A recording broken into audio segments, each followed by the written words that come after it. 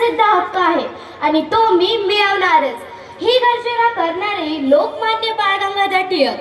राष्ट्रीय अस्मिता जागृत करण्यासाठी टिळकांना एक प्रेरणास्रोत हवा होता. तो सापडला सह्याद्रीच्या अजिंक्य कड्या कपारीत स्वराज्य स्थापणाऱ्या छत्रपती शिवाजी महाराजांच्या रूपाने. म्हणूनच सन 1895 साली टिळकांनी रायगडासारख्या पवित्र दुर्गाच्या साक्षीने गिरगावच्या सागर तीरावर शिवजयंती उत्सवाला सार्वजनिक स्वरूप दिले. घराघरात बंदिस्त असलेला तो शिवजन्मोत्सव त्यांनी चौकात आणला. उद्देश एकच, शिवचरित्रातील शौर्य, स्वाभिमान, राष्ट्रनिष्ठा प्रत्येक मराठी मनात रुजावी.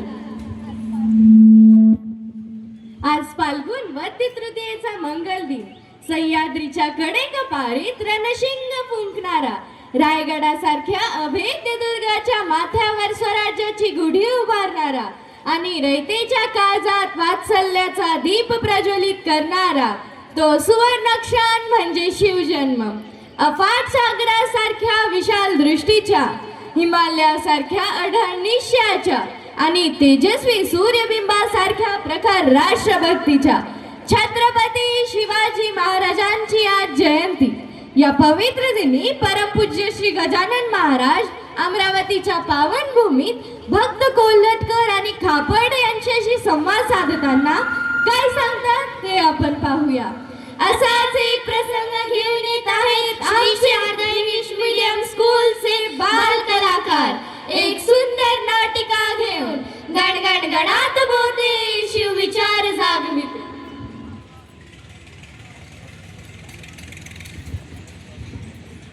गणात बोलते गण गण गणा.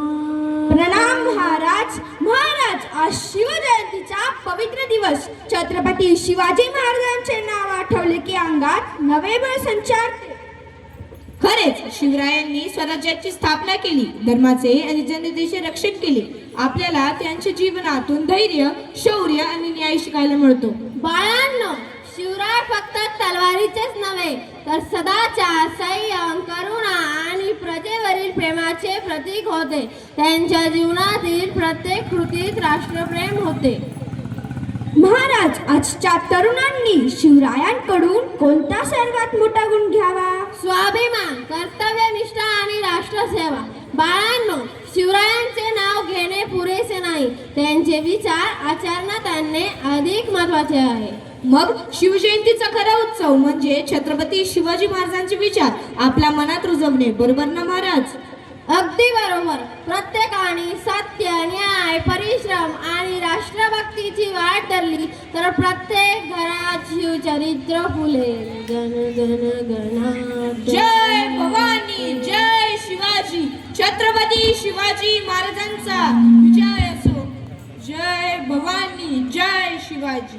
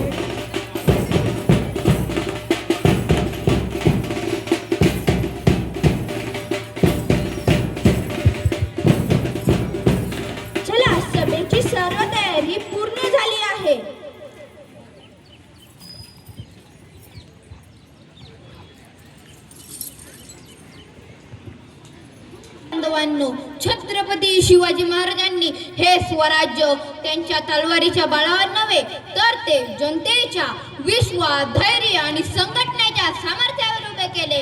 सत्तेच्या जोखडाखाली जगणे हे आपल्या स्वाभिमानाला शोभत नाही. जोपर्यंत आपण जात पंथ भाषा हे मतभेद विसरून एकजुटीने उभे राहत नाही तोपर्यंत आपलं स्वराज्याचं स्वप्न साकार होणार नाही.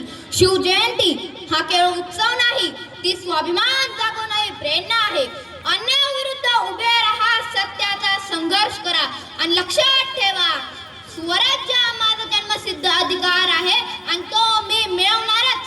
हा नारा प्रत्येक भारतीयाच्या हृदयात अखंड घुमला पाहिजे. भारत माता की जय.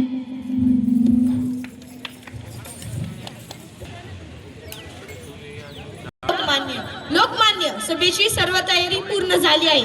बाहेर हजारो लोक आपल्याला पाहण्यासाठी आपले विचार ऐकण्यासाठी आतुर आहेत. पण आपल्या चेहऱ्यावर मला काहीशी चिंता का दिसते? चिंता माझी वैयक्तिक नाही दादासाहेब, चिंता या माझ्या मायभूमीची आहे. इंग्रज सरकार दिवसेंदिवस जुलूम आणि अत्याचार वाढवत चाललंय.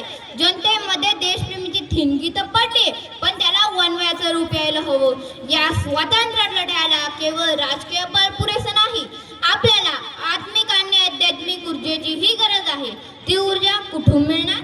लोकमान्य, तुम्ही अगदी योग्य बोलतात. म्हणूनच सांगतो, आज आपल्या सुदैवाने या विदर्भाच्या पावनभूमीत साक्षात परब्रह्मरूप अवतरले शेगाव श्री संत गजानन महाराज. आज ते इथेच अमरावतीत मुक्कामी आहेत. माझी त्यांच्या चरणी निस्सीम श्रद्धा आहे. आपण त्यांची भेट घ्यायलाच हवी. गजानन महाराज, हो, मी त्यांच्या चमत्काराबद्दल आणि त्यांच्या दैवी विरक्त वृत्तीबद्दल खूप ऐकलंय. संतांच्या आशीर्वादाने या स्वातंत्र्य लढ्याला नक्कीच एक नवी दिशा आणि ताकद मिळेल. चला दादासाहेब, आपण आताच महाराजांच्या दर्शनाला निघूया. गण गणपती गण गण गणात बोते गण गण गणात बोते. महाराज सभेची सर्व तयारी पूर्ण झाली आहे. महाराज हे पुण्याचे बाळ गंगाधर टिळक अहोरात्र देशाच्या सेवेसाठी आणि स्वातंत्र्यासाठी झटत आहेत. आपला आशीर्वाद आणि मार्गदर्शन घेण्यासाठी आपल्या चरणी आले आहे. आलं आलं बाळ आलं, लोकमान्य आलं. अरे हा तर या देशाचा सिंह आहे, सिंहाची गर्जना आहे. पण राजा, पुढची वाट सोपी नाही. पुढे खूप काटे आहेत, पुढे मोठा गडदंधार आहे, खूप मोठा अंधार.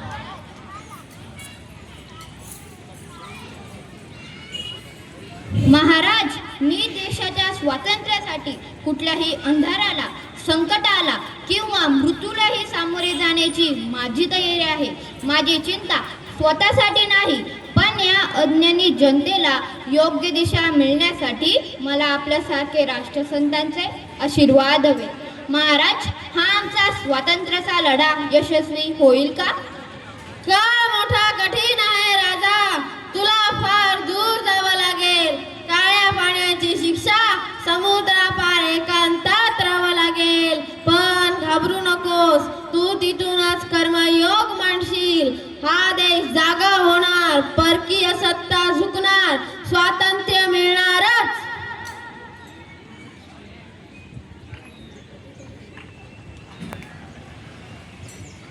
हा घे, हाच तुझा प्रसाद आहे.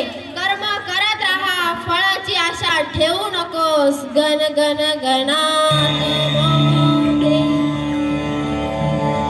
गण गण गणात बोते.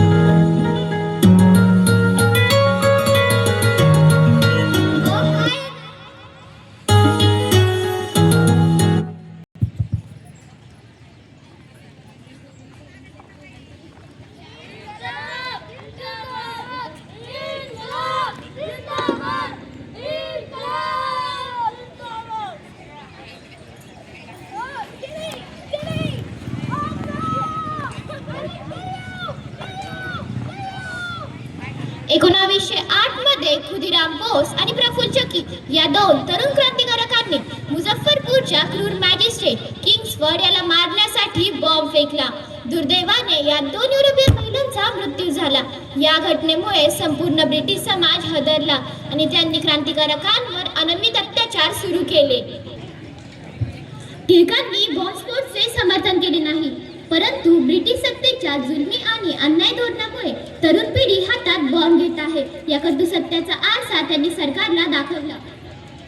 टिळकांच्या या आक्रोशाची बाजू मांडत लोकमान्य टिळकांनी आपल्या केसरी या वृत्तपत्रात सरकारला खडसवणारे जळजळीत लेख लिहिले. यात प्रामुख्याने देशाचे दुर्दैव आणि हे उपाय टिकणारे नाहीत या लेखांचा समावेश होता. या कारणामुळे लोकमान्य टिळकांवर राजद्रोहाचा खटला चालवण्यात आला.